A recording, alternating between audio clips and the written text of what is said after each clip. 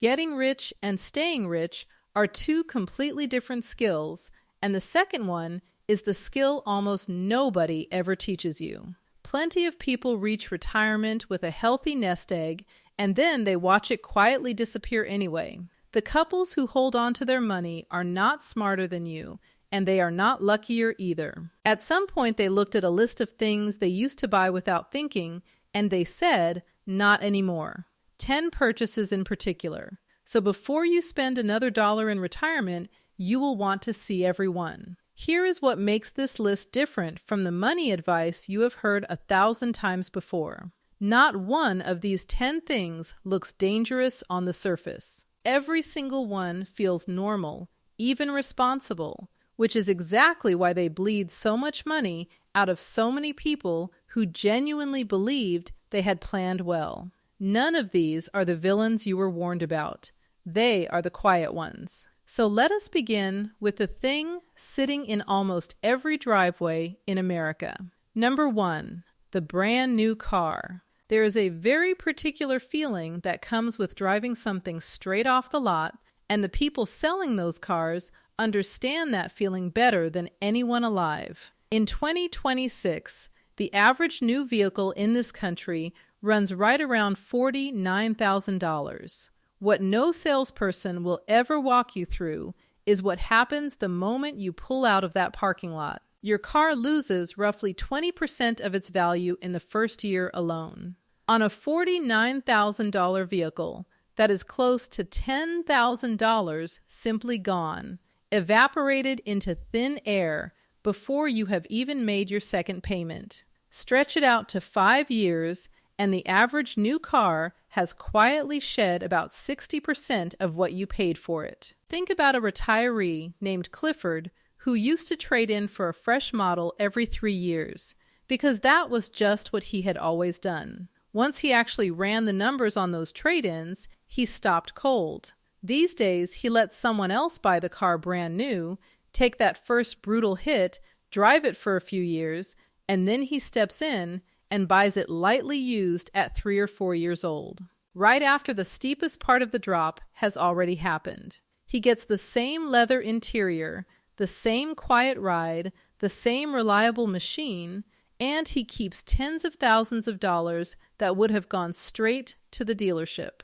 Wealthy retirees are not against a nice car. What they refuse to do is pay full price just to watch that price collapse in their own driveway. And the depreciation is only half of the story.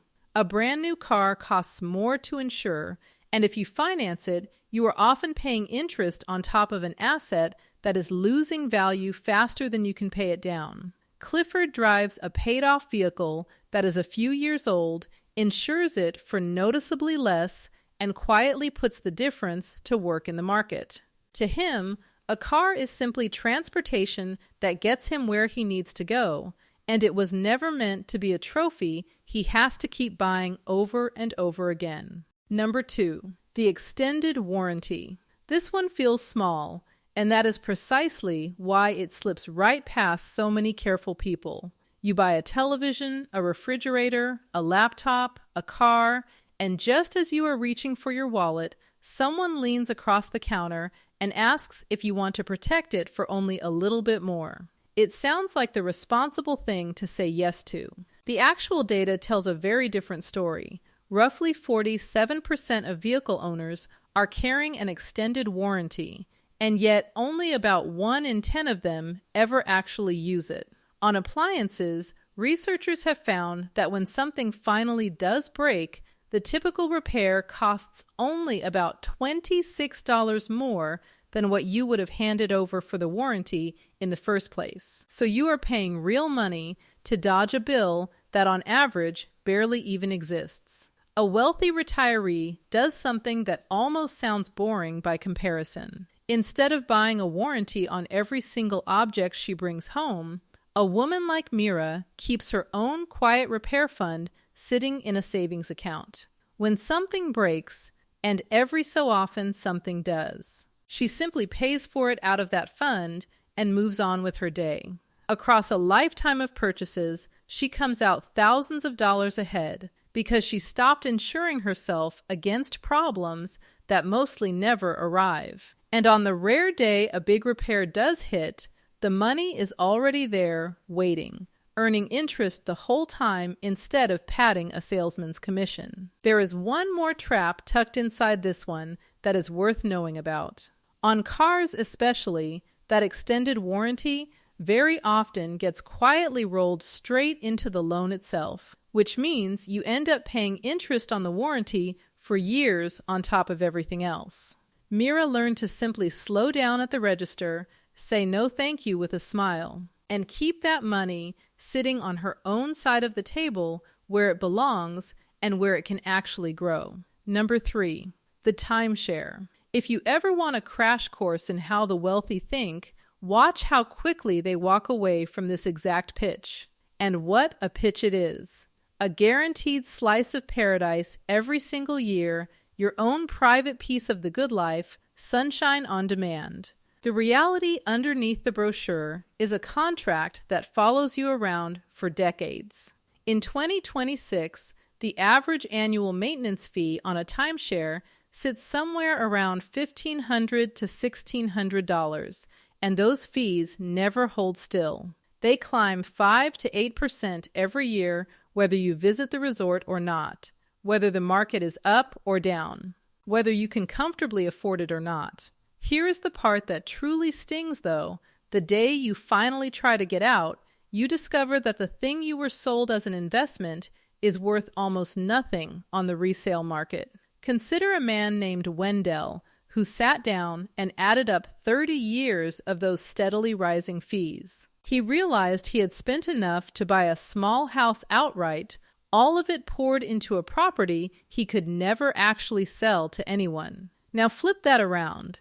If that very same stream of money had gone into a simple, boring index fund earning around 7% a year, it would have quietly grown into a genuine second nest egg worth hundreds of thousands of dollars. That is the trade wealthy retirees flatly refuse to make. They would far rather book the exact same beach whenever the mood strikes them, owe absolutely nobody a thing, and keep their money compounding for them the other 50 weeks of the year. And the yearly maintenance fee is not even the whole danger here. On top of it, resorts can hit owners with something called a special assessment, which is a surprise one-time charge for repairs or storm damage, and those can land at hundreds or even thousands of dollars with almost no warning at all. Wendell grew tired of opening his mailbox and bracing for the next bill he never agreed to.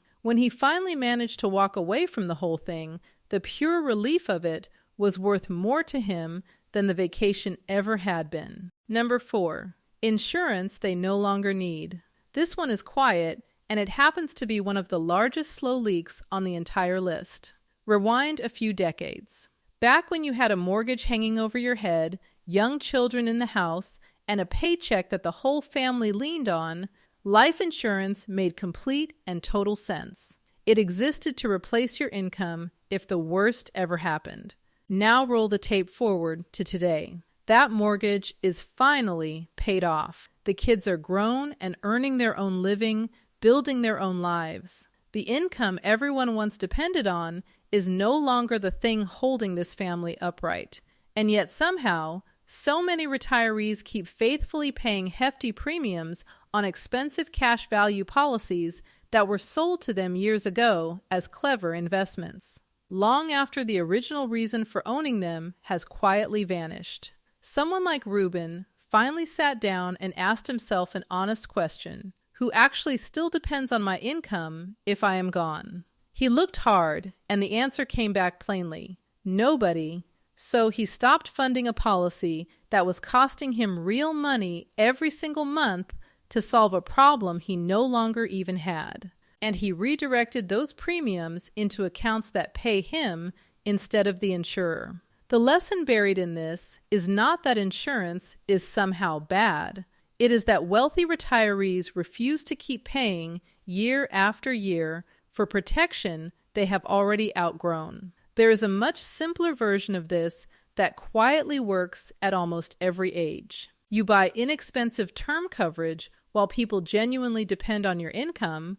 You invest the large difference you save every month, and then you let that coverage naturally end when the real need honestly ends. Reuben ran the math on his old cash value policy and realized the value inside it had been crawling along at a snail's pace. While the premiums were steadily draining money, he could have been compounding somewhere far more useful to him. Number 5, the 1% advisor fee. And honestly, this might be the single most expensive habit hiding anywhere on this list. It sounds so wonderfully harmless when they say it out loud. Your advisor charges just 1% a year to manage your money for you. 1%. How much harm could a single little percentage point possibly do? The honest answer is genuinely staggering, because that fee does not merely cost you what you hand over. It quietly costs you everything that money could have gone on to earn for the rest of your life. Let us put real numbers on it. Take a $1 million portfolio earning about 7% a year. Leave it completely alone with no advisory fee at all, and over 30 years, it grows to roughly $7.6 million. Now hand over that innocent-sounding 1% every single year, and that identical portfolio grows to only about $5.7 million instead. You just quietly gave away close to $1.9 million, and no, that is not a typo. Now, to be fair, some advisors genuinely earn every penny of that fee through deep tax strategy, estate planning, and talking you off the ledge when markets crash. But plenty of them are doing very little beyond what a simple, low-cost index fund would do entirely on its own. A retiree like Bernadette did not fire good advice when she saw those numbers. She fired the fee. She moved her money into low-cost funds, kept a flat fee planner she pays only when she actually needs real guidance, and then she let compounding do exactly what compounding does best when nobody is quietly skimming a slice off the top of it year after year after year. And notice the sneaky way this fee hides itself. It usually gets pulled out in small quarterly slices you can barely feel, which is the exact reason it manages to do so much quiet damage across the decades. A number that sounds almost laughably tiny on paper turns out to be enormous once you follow it all the way to the finish line. Bernadette never became some kind of investing expert. She simply refused, flatly, to keep paying a lifetime toll for a service she could get almost anywhere for a small fraction of the price. Number 6. Subscription creep. This is the silent leak that almost nobody guesses correctly about their own life. When researchers ask people to estimate how much they spend on subscriptions each month, the average guess lands right around $86. Then those same researchers sit down and add up the actual charges hitting the actual bank accounts. The real number comes in near $219 a month. That is a gap of well over $100 every single month, running silently on autopilot in the background of people's lives. Streaming services you forgot you ever signed up for. A fitness app from a New Year's resolution you can barely remember making. Cloud storage, food delivery memberships, a free trial that quietly flipped over into a paid one while you were not looking. In fact, more than 40% of people openly admit they are paying, right now, for at least one subscription they have completely forgotten they even have. $219 a month works out to over $2,600 a year. A woman like Cecilia sat down one slow, rainy afternoon and went line by line, statement by statement, canceling every service she was not genuinely using and loving. She did not deprive herself of a single thing that actually brought her joy. She simply stopped paying for the ghosts. Then she aimed that exact same monthly money straight into her investments, where over 20 years it can quietly build into 6 figures all on its own. Wealthy retirees audit their subscriptions like clockwork because they learned a long time ago that small leaks are what sink big ships. If you want to try this at home, It honestly takes about 15 minutes. Pull up your card statements from the last 3 months, hunt down every single recurring charge on them, and cancel anything you have not actually used in a month. The overwhelming majority of people who sit down and do this end up finding at least 1 or 2 services they had completely forgotten they were even funding. Cecilia runs that quick little audit every few months now, and it has quietly become one of the most profitable 15 minutes on her entire calendar. If this is the kind of money math that actually changes how you see things, do me one favor and subscribe, because I break down exactly this kind of thing here every single week. Now let me walk you into the one that surprises people the most. Number 7, the lottery ticket and the casino weekend. This one genuinely catches people off guard every time it comes up. When you dig into the government's own consumer spending surveys, the age group spending the most on lottery tickets and betting pools is not broke young adults chasing a dream. It is people between 65 and 74, the exact group living on a carefully fixed income who can least afford to hand their money to a game they are almost mathematically certain to lose. As a whole country, Americans pour around $109 billion a year into the lottery alone.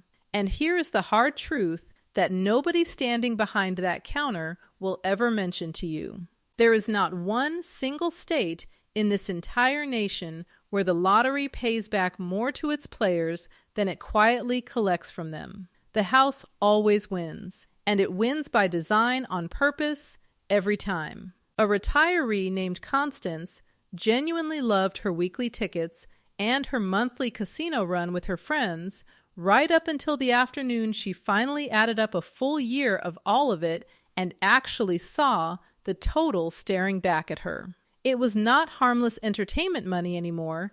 It had quietly grown into a second grocery bill. So she did something smart rather than something drastic. She carved out a tiny fun budget just for the thrill of it, capped it hard, and swept the rest into an account that actually pays her back over time. Wealthy retirees are not allergic to a little fun. What they refuse to do is fund their entire retirement on a bet the odds are guaranteed to take from them. And here is the flip side that really makes the lottery sting. Take even a modest amount of money, the kind that quietly disappears into scratch tickets and casino chips without you ever noticing, and drop it into a simple investment earning around 7% instead. Over the years, that small stream can grow into tens of thousands of dollars that are genuinely, permanently yours. Constance likes to say that she still plays a little game with her money these days. She just finally started playing the one where the odds are actually sitting on her side of the table. Number 8, the status symbols.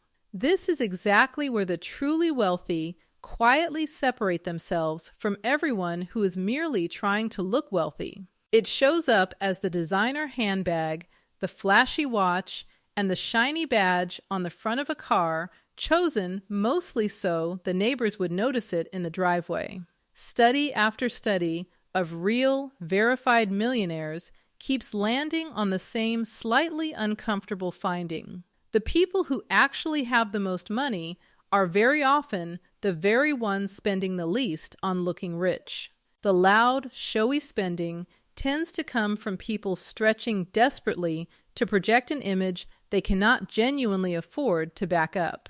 A man like Dorian used to feel a constant low pressure to dress the part, to drive the part, to signal to everyone around him that he had finally made it in life. The moment he genuinely stopped caring what a stranger thought about the watch on his wrist, 2 things happened at once. His savings rate jumped, and so did his real, actual net worth. Wealthy retirees have nothing left to prove to anybody in the room. They would far rather quietly own the deep freedom that real money buys than rent the flimsy appearance of it for a monthly payment. That expensive label on the bag never once paid a single bill. Number 9, the oversized house. For years and years, it made perfect sense. You needed the extra bedrooms, the big yard, the room for a growing family, and all the beautiful chaos that came along with it. But then, the family grows up and moves out, one by one, and one quiet morning, two people find themselves rattling around inside a house that was built for six, paying good money to heat and cool rooms that nobody has slept in for years. A big house is never just a big mortgage payment. It is a bigger property tax bill arriving every single year, higher insurance premiums, and a well-known rule of thumb that ongoing upkeep alone tends to run about 1% of the home's value annually, year after year after year, forever, on a large and valuable home. That is easily thousands of dollars a year spent simply to keep the thing standing upright. A couple like Ophelia and Franklin sat down, ran the honest math, and made the move that so many people are just too emotionally attached to ever make. They downsized. They pulled the equity out of a house that was quietly costing them a small fortune to maintain, dropped their taxes and their utility bills and their upkeep all in one clean step, and freed up a large pile of cash to actually go out and enjoy the retirement they had earned. Wealthy retirees do not confuse a big house with a big, rich life. Every so often, the single smartest thing you can possibly buy is less house. And downsizing is truly not a step down in life, no matter how it might feel at first. For a great many retirees, it turns out to be a genuine step up. Less cleaning, far less maintenance, lower bills across the board, and a comfortable cushion of freed up equity that can fund travel, spoil the grandkids, or simply pay for a calmer and lighter set of years. Ophelia and Franklin will tell you the smaller place feels much less like a sacrifice and far more like finally getting to take a long, deep breath. Number 10, anything at all they cannot pay for today. This is the one habit that quietly ties the entire list together into a single idea. Wealthy retirees carry a near total allergy to carrying a balance. And the reason behind it is nothing more than simple, cold arithmetic. In 2026, the average credit card interest rate in America is still sitting well north of 20%. 20%. So when you finance a television or a vacation or a shiny new gadget and then carry that balance forward, you are no longer paying the sticker price on the tag. You are paying that sticker price plus a brutal, ongoing tax that compounds against you, silently, month after month after month. It is the exact mirror image of what your investments are supposed to be doing for you. Compounding is either the single greatest force quietly working on your behalf, or it is the heaviest weight steadily dragging you under. And which direction it runs is entirely up to you. A woman like Marguerite built herself one unbreakable rule and never once bent it. If she cannot pay for it in full this month, then she simply does not buy it this month. That one plain sentence kept her out of the exact trap that quietly swallows so many otherwise solid retirement budgets. The wealthy have learned to let interest work tirelessly for them inside their investments. What they absolutely refuse to do is let that same interest turn around and work against them on a credit card statement. Look closely at what that trap actually does to a real person. Carry a balance of just a few $1,000s, make nothing but the minimum payment every month, and you can stay stuck inside that debt for well over a decade, paying far more in total interest than the thing you bought ever cost in the first place. Marguerite watched a few friends get quietly buried exactly that way over the years, and she decided early on that she would never once let a plastic card tell her what she could and could not truly afford. So take a step back and look at what all 10 of these things quietly have in common. Not a single one of them is the obvious villain you were warned to watch out for. They are the normal, everyday, almost respectable purchases that slip right past your attention while they steadily drain away the very money you spent an entire lifetime building up. A new car losing value by the day, a warranty you never use, a timeshare you cannot escape, a fee skimming off the top, a subscription you forgot, a bet you were always going to lose, a symbol that proves nothing, a house too big for two, and a balance quietly compounding against you. Here is the part worth sitting with. Wealthy retirees did not reach real freedom by earning some impossible secret fortune. They reached it by looking honestly at each one of these and deciding, one at a time, not anymore. And that right there is really the whole game. Staying rich was never about some secret investment that only insiders know about. It almost always comes down to the plain money lessons that most of us were simply never taught. The quiet ones that school skipped over completely and that nobody ever bothered to sit us down and explain. I put together a full breakdown of exactly those money lessons, the ones that quietly change everything the moment you finally see them clearly. And it is waiting for you right here the second you finish watching this one. Before you head off, though, I would genuinely love to hear from you on this. Out of all 10 of these, which one hit the closest to home for you? Is there something on this list you already walked away from? And if so, what did it actually do for your money once you did? Maybe there is one sitting there that you know deep down you still need to finally let go of. Tell me your story down in the comments below. Share what you have learned and exactly where you are in your own journey right now, because somebody scrolling past is standing in the very same spot you were, and your honest experience just might be the thing that finally helps them make the change.